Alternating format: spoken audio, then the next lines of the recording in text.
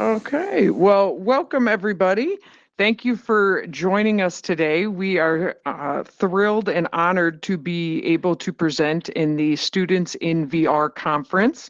As you can tell when you came in, we are actually in a classroom, which is incredibly exciting given everything that's happening in the world and how everybody's having to do this distance learning and also like the Google Meets and the Zoom calls and things like that. And we are trying to utilize VR to just take it up a notch and take it to the next level. Just a brief history. My name is Shannon Putman, and I taught special education at Cochran Elementary in Louisville, Kentucky for 13 years. And the last 2 years that I was at Cochran, I was in the position of teacher in residence. Now, what that is we have a relationship with the University of Louisville. We have a partnership. They support us and we support their students.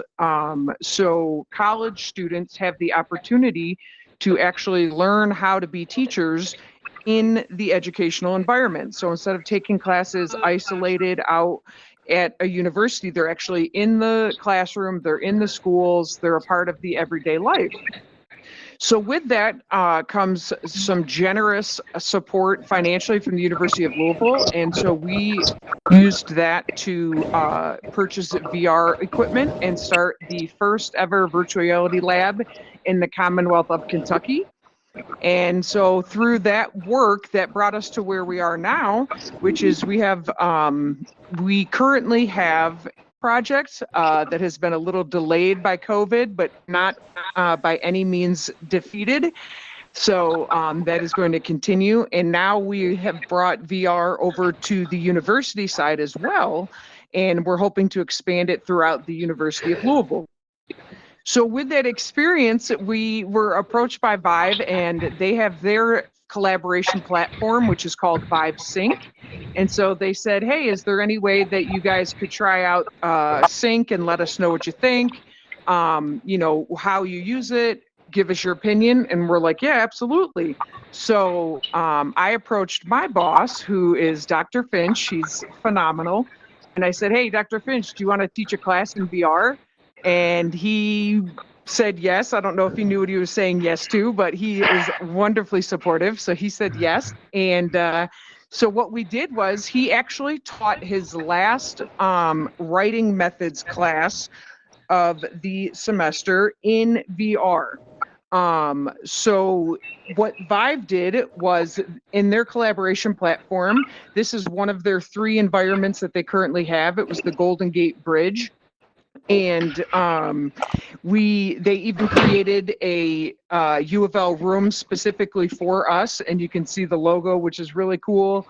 And it was a really a nice honor to be able to do that.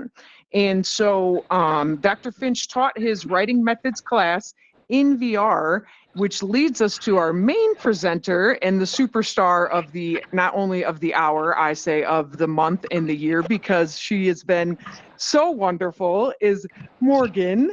Dr. Finch was like, hey, I think I have a student who'd be willing to do this. And so what we did was we basically threw Morgan to the wolves. And of course, she did phenomenal.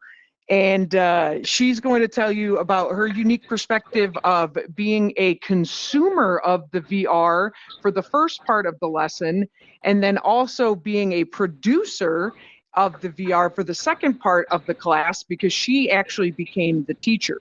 A current university student's perspective of what it's like to consume and produce VR for education. Awesome. So, first thing with Dr. Finch. I'm going to come over here, and then you can go over there. Take the main stage.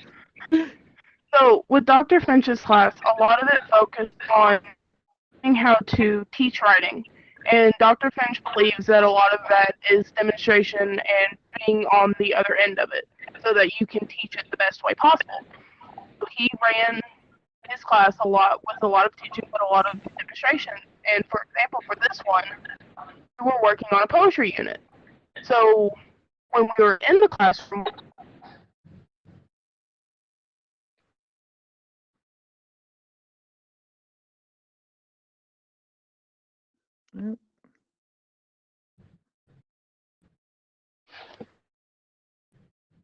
Morgan? yes, Yep, sorry, you just went a little silent there. We couldn't hear you for a second. okay. But you could actually see him almost inspect his arms and move and do all that like he was reading it, which was really cool and really nice to see versus how it was with just the screen. And he actually stepped back from the headset and wrote, which was really nice because in the classroom when I was writing, I always felt like I was being watched.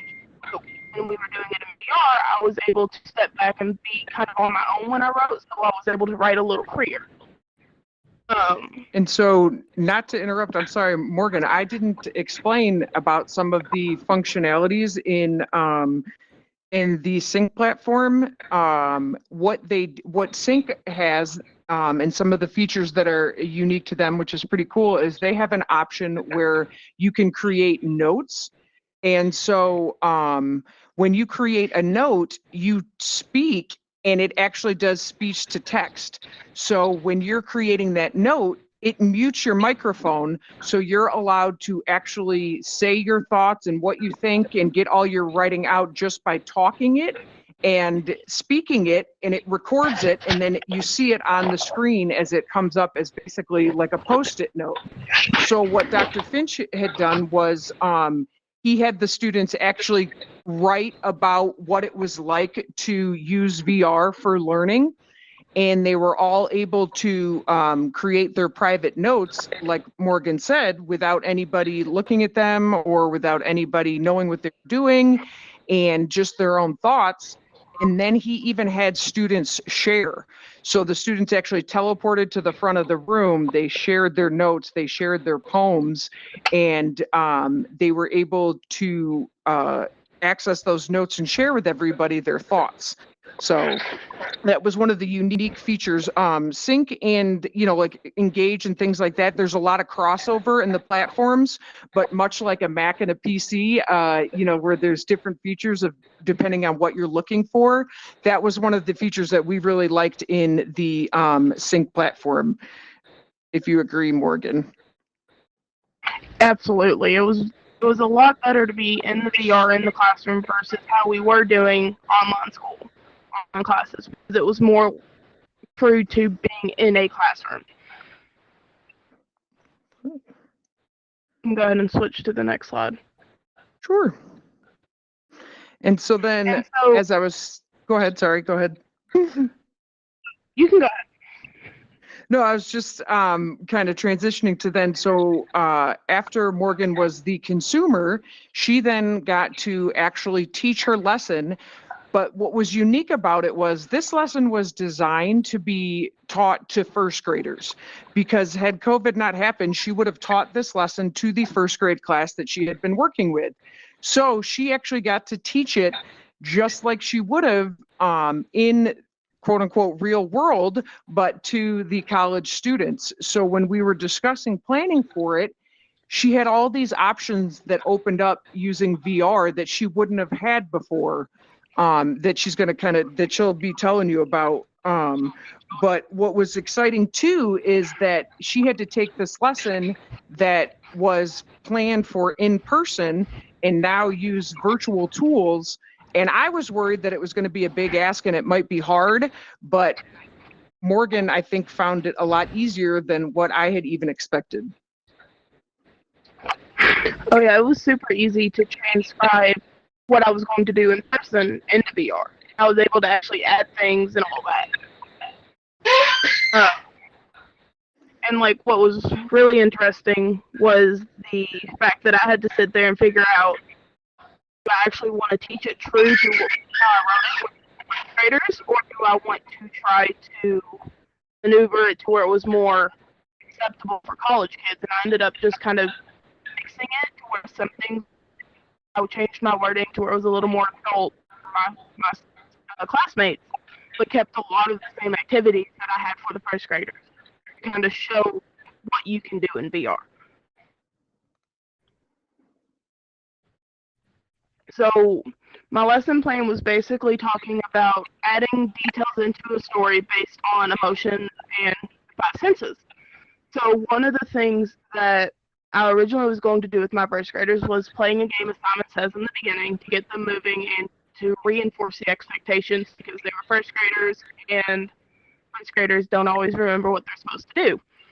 And so it was really interesting to do Simon Says in VR because with the headsets and the controllers, whenever I said, okay, stand up, turn around, lift your right hand, lift your left hand, I could actually see them doing it. And it was a lot more in person versus over the computer. And also allowed them to do it without feeling necessarily silly because no one sees them in person doing it. It was just the avatar, which opened up a lot of my classmates into being willing to do the Simon Says, because some of my classmates weren't exactly willing at times. But it was super easy to move to get the Simon Says into VR versus actually it was actually planning it all. And then when it comes to the Shannon. Okay. And when it comes to the five senses, originally I was just going to have the first graders raise their hand and name a five sense and one of the five senses and talk about it for a minute. But then we realized that in VR I could do something a little extra to kind of demonstrate it. So I would bring up a 3D model and have them label the five senses they thought it went with. And we actually had, on the PowerPoint, we had a picture example of the five senses. And we'd bring up a 3D model like this lion. And there was a laser pointer on Bob, and we'd have them use the laser pointer to point to what five sense they thought it went to. And that way they could demonstrate knowledge of the five senses and all that. And we were able to explain more about what it was versus them just raising their hand and answering. It was so much easier for them to have the visual and explaining, which would be really nice for like first graders to use. And then when it comes to the next part, which is the read aloud, and you can go ahead and go to the next slide. This part was really easy to get into the VR anyways, because I didn't have this book, and I believe that you don't necessarily have to. Tell me my fucking guidance counters. And I had it on a PowerPoint anyways. So I was able to import that PowerPoint into Sync and into Vibe and actually use what I had already created for the lesson without having to do anything extra. And I was able to read it aloud, and it was big enough and clear enough that everybody could see versus having a book and not everybody being able to see it. And as you can see, the main character is a lion, which is really important for one of the next things I did. And then, go ahead. And then with the graphic organizer, we actually stopped for a second because we kept thinking in 2D. We wanted to have it as a poster that I could write on, because that was part of the lesson, was about the graphic organizer for the book. But I realized that we didn't necessarily have to do it like I was expecting, because we're in 3D and there were so many things I could do. So I ended up putting them in groups and had them kind of work together to figure out the thing. So like we had a sing group, a smell group, and all that sit around the room. They could almost collaborate and work as a group and then answer versus writing it down. And when we had all that going on, we had brought in a 3D asset that would help kind of visualize it, which brings to the lion. So we actually brought up the lion cub. His name was Jasper from the book, and we kind of explained it as he was a visual to remind the students of what they were focusing on. And this would have been extremely helpful, like in a first grade classroom, because a lot of times they get distracted. But it was able to move around, and they were able to interact with it and see it, and something that also kept their attention, and they had a lot of fun with doing that. And it was one of those that it was super easy to put in and load up. It was something that could seamlessly be added in where we were discussing it versus not. It wasn't a lot of extra work to put it into VR.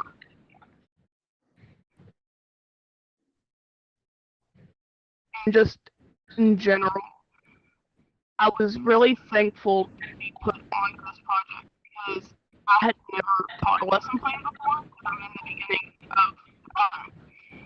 I was really bummed when COVID happened and I wasn't able to do it. Being able to do it in VR was not right, but it was a lot. I was able to do a lot more in VR versus I was able to bring in the 3D stuff. I was able to interact more and do a lot more easier than say if I was in an actual classroom. I wouldn't be able to put people in a line cup in an actual classroom.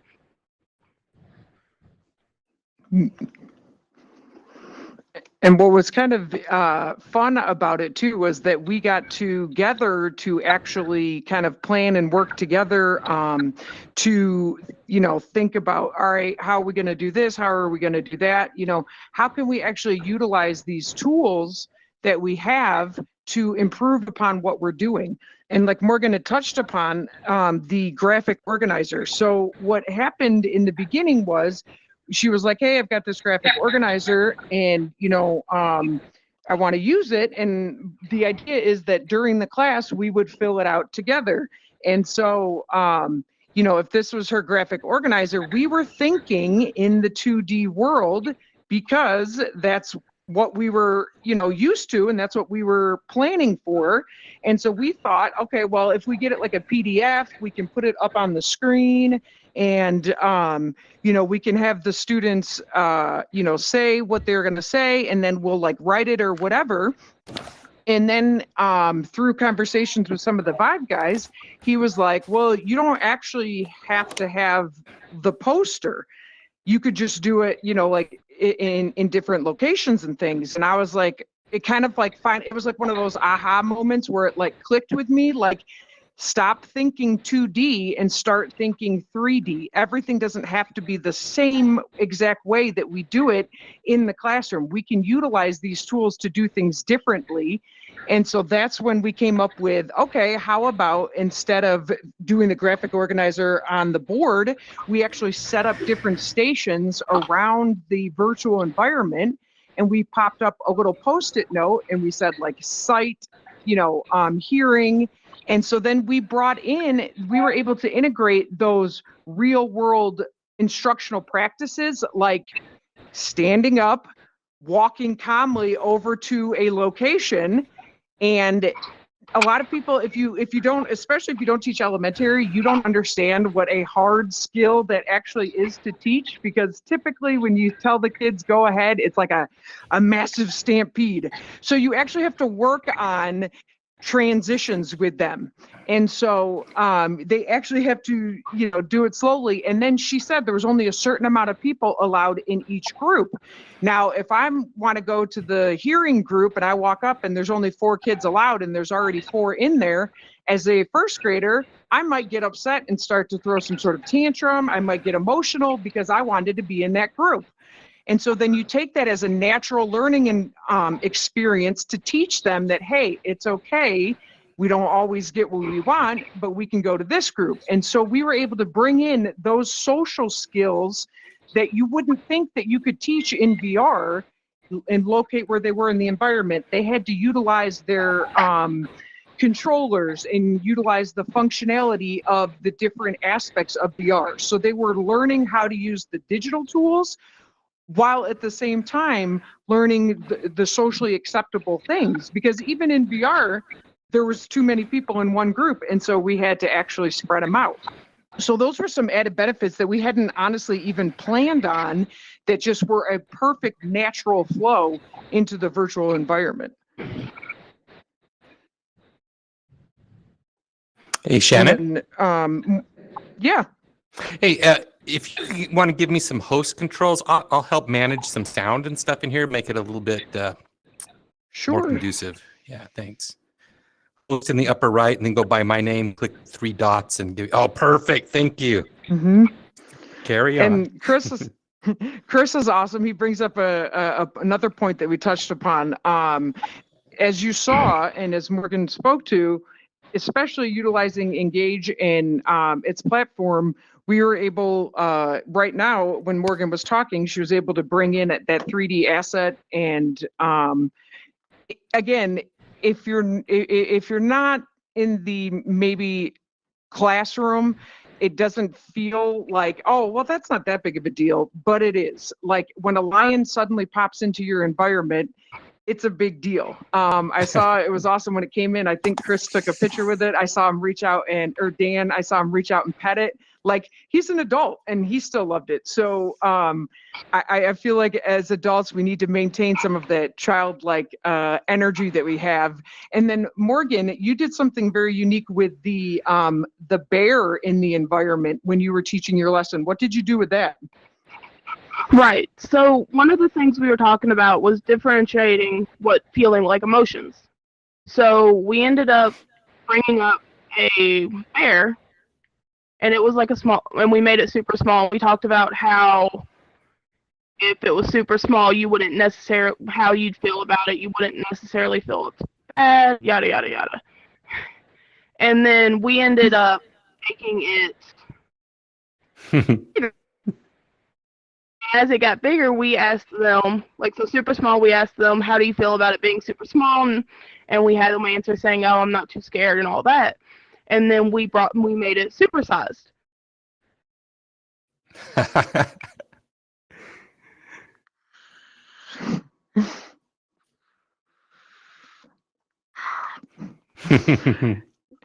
And so we were able to do that in a way that we could actually ask them. And now, again, these are university students, kind of, and I don't like to say that I'm old because I really don't think I am, but they're kind of, as the older person, they're kind of that age group where they're not really impressed by anything because they were brought up with PlayStations. They were brought up with all this amazing technology. So things don't really impress them as much anymore. And when we did that, they were like, whoa. I mean, like we got these like gasps and these reactions that you would expect from a first grader, but you might not expect from a university student. And so it made it fun and it made that emotional connection to the content. And that's what we know is one of the most important parts about education is if you make that connection to the material, that's when you're going to remember it. That's when it's going to stick with you. And that's when it's going to have an impact. And so we were able to do that utilizing that bear. And it was also a great way to show, because the sense that Morgan was talking about during that was feeling, our feelings, our emotions. And it's very hard, especially for first graders who are still even just developing the understanding of what an emotion is, to actually represent that. And so to be able to cause them to, for just a split second, safely, non-traumatically experience the fear of that giant bear, we were able to explain to them this challenging, deep, higher metacognition it was definitely a lot concept, easier than utilizing the saying, tools. okay, yeah, we want to bring. Let me Yeah, if we're not allowed to bring in peanut butter, we certainly probably can't bring in a brown bear. And then something else that was really neat too was, obviously you guys don't know Dr. Finch personally, but he is a very charismatic person. He has a fantastic personality. Part of why he's so effective as an educator is his personality and is his expression and the joy that you can feel when he's teaching. Well, when he read this poem, it was a Shel Silverstein poem, and it was aptly titled "I Am Sick." And the poem was all about how sick he was and how he couldn't go to school, and he was so dramatic when he read it. And he was like, my stomach hurts, and it's like my head, and he, like, you could see his avatar doing these emotions. So it was like you were in the same room with him, and you could feel his actual expression throughout the poem. And then when you get to the end of the poem, it's like, oh, it's Saturday? Never mind, I'm going outside to play. And he actually ran across the front of the room. So Morgan, did you feel that really allowed you to feel like Dr. Finch was there? Absolutely. It was definitely, it was easier to feel like I was in the classroom and feel like he was there physically teaching versus how it had been the last couple classes.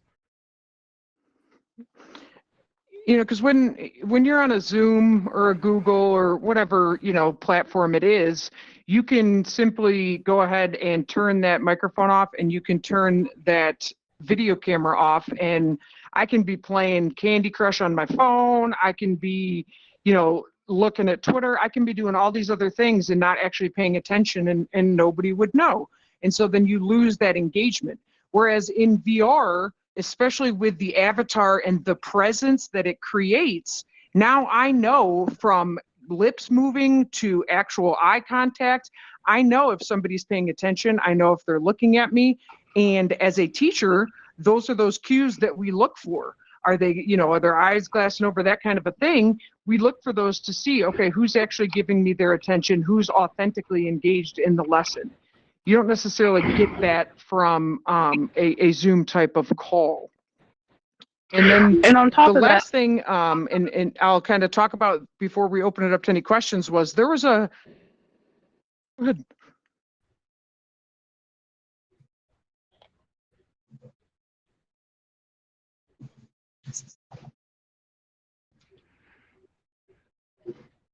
You go ahead, Morgan. I was just going to say, talking about the passing over and all that, with the headset, it's really, I found it was really hard to get distracted, even though I'm in my own house. It's nearly impossible to get distracted because I'm immersed in the classroom setting.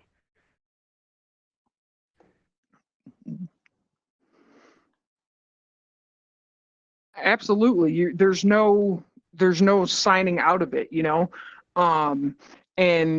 I was saying there was one experience that happened that was sad, but was also great at the same time, in that when Dr. Finch had them create their own poems, the poems that they wrote were very emotional, and some of the students had some real personal experiences that they put into their poems. And there was a student who typically doesn't like to share, would never share in the actual real world. And Dr. Finch had convinced her to share. Well, she came up to the front and she started to share her poem.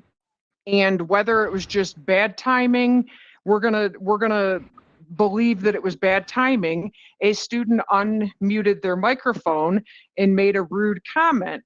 And, she said it wasn't about the student sharing, but the student sharing felt that it was. And so then they shut down. She shut down and she was like, nope, I don't want to share.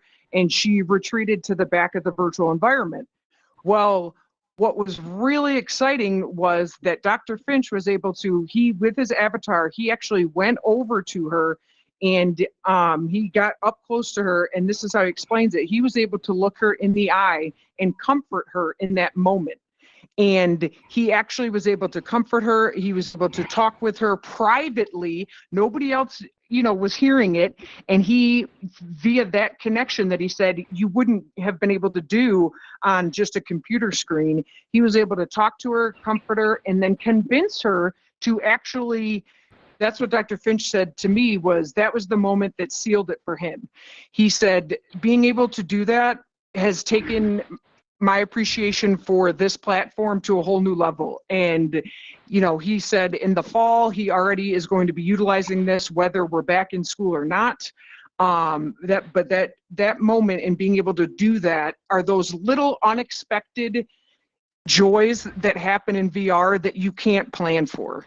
And I think that for me, to be able to watch him do that and still be able to accomplish that was a fantastic moment. Because I know, Morgan, you said that everybody in the class felt so bad for her, and that's a real life experience that could happen in the real world that we need to learn to deal with.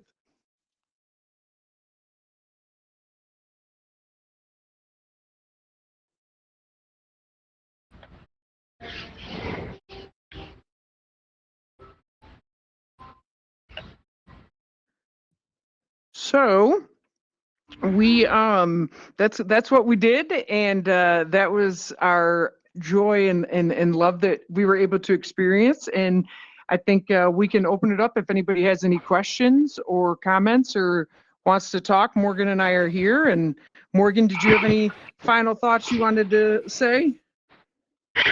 Just that I know when I graduate and I have my own classroom, I'm definitely going to try everything to get VR into the classroom, because there are so many things that I can do and that I want to do now. Right, exactly. I think that's another important part that we need to understand as well, is that as we are educating this new generation of teachers, we're not only educating them utilizing these tools and making learning more exciting for them, but we're teaching them with the tools that they'll hopefully be teaching with in their classroom.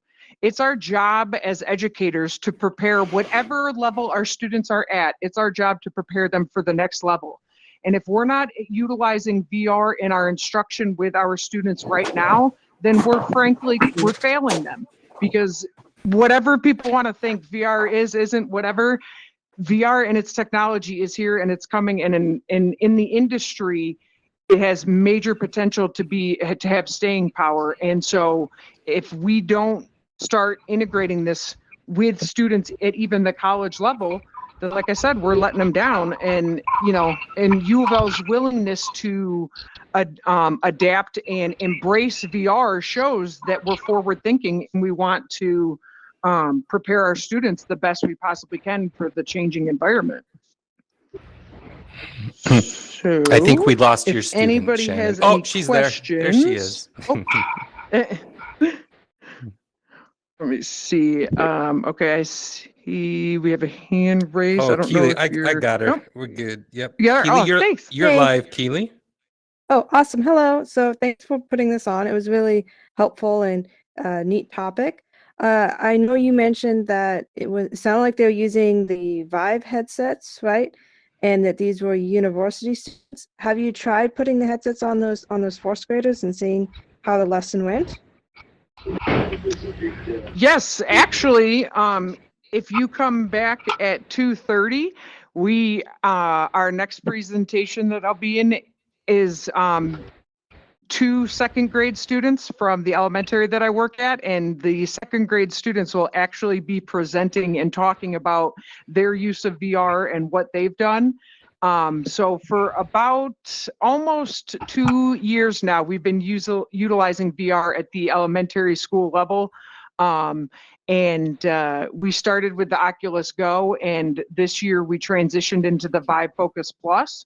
So at our location, we're using Vive Focus Plus, and we have a couple of Vive Pros and a Vive Pro I that we are currently using. Oh, thank you for answering. I have one little follow-up. Do the headsets go home with the kids, or do they go in the classroom and put the headsets on?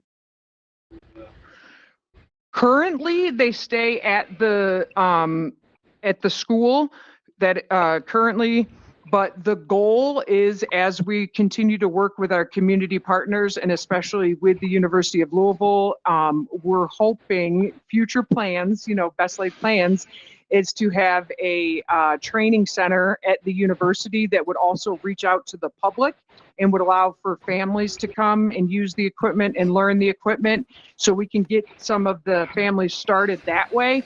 and hopefully that will transition into them being able to take them home at different points, much like they would with their, their tablets or devices that they do now. So that is a definite goal, and it's in the 5-year plan, but we haven't yet. Well, Okay, thank you. actually, we have had a couple because of COVID. I have delivered some headsets to some families. So we do currently have a couple of families using them because of that, but it's not in the regular instructional practice yet. Okay. Thank you.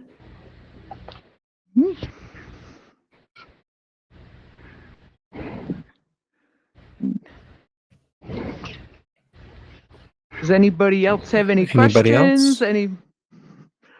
You can get up and explore the environment too if you want. It's pretty cool. You can actually kind of go outside and a little bit and see what's out there, and look outside and see like the soccer field, which is neat, and explore. Engage has done a phenomenal job. It's amazing what they've been able to do. Let me see. So I can, if I take my bear, I can actually put him outside. So he's now watching the lesson. So even though I'm being silly with the bear, you really could practice safety issues. You could practice having, an unknown person out there. Unfortunately, the world we live in, how horrible it would be, but you could practice some lockdown drills and some active shooter drills, and you can do those kind of safety things in an environment like this.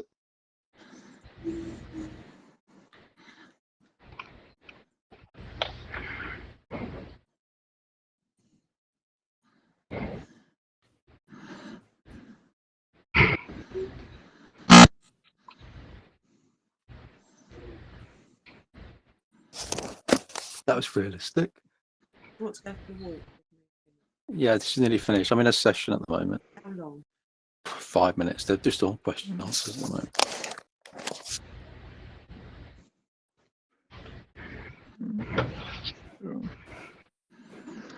So like I said, we'll be up here if anybody has any questions. If you just want to enjoy the environment and explore, have at it. And we just want to thank you so much for coming and attending with us and spending some of your time with us. Thank you so much. Morgan, you crushed it. You guys Woo! did First presentation under her fantastic. belt. Bravo. Here, let's unmute everybody for a little applause here. Here we go. Yes.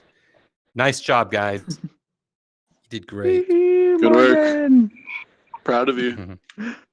Thank you. Get that Vita going, Morgan. That Vitae.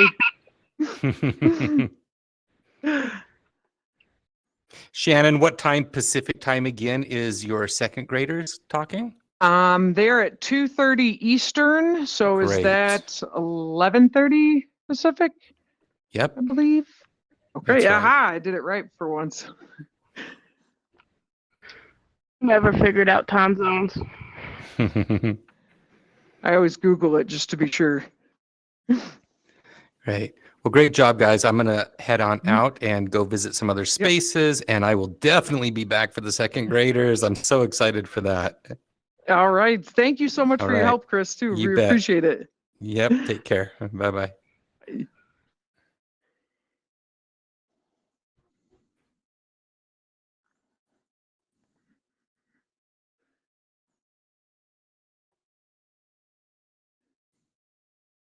Good work. Thanks. I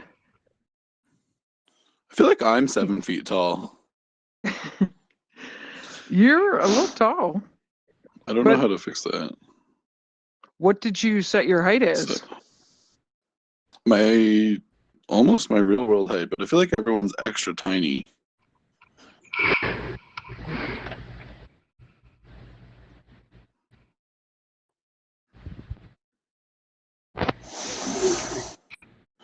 I know there's a way you can I found a thing where I can adjust my height, but I'll just mess around with it later.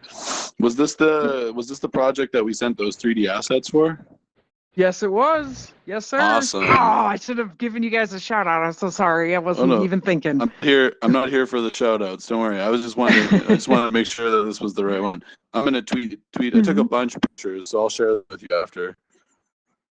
Okay, great. Thanks. And you can send them to Yeah. Morgan. Okay, absolutely. Yeah. See, Morgan, you're a smidge nervous and you did fantastic. It's all done. I feel like I did awful, so. Hmm? I feel like I did awful, so. Oh no, you did Not a good at job. all. See, that's from a neutral perspective. Yeah, it doesn't matter to me whether you did good or not. I think you did good. Thank you. You're welcome. Hey!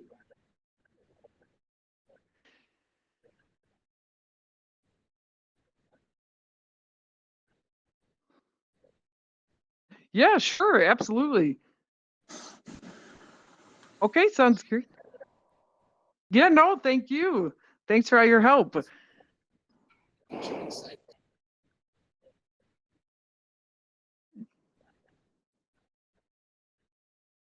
Hmm. Absolutely.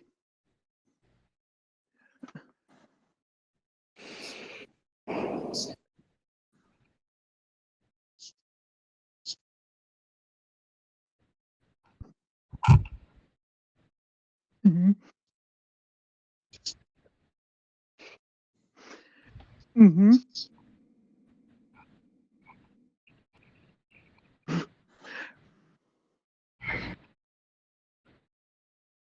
Hmm.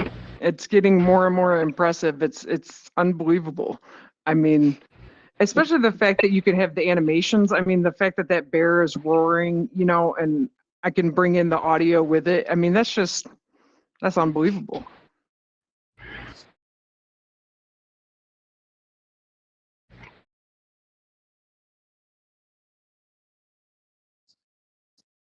Mm-hmm.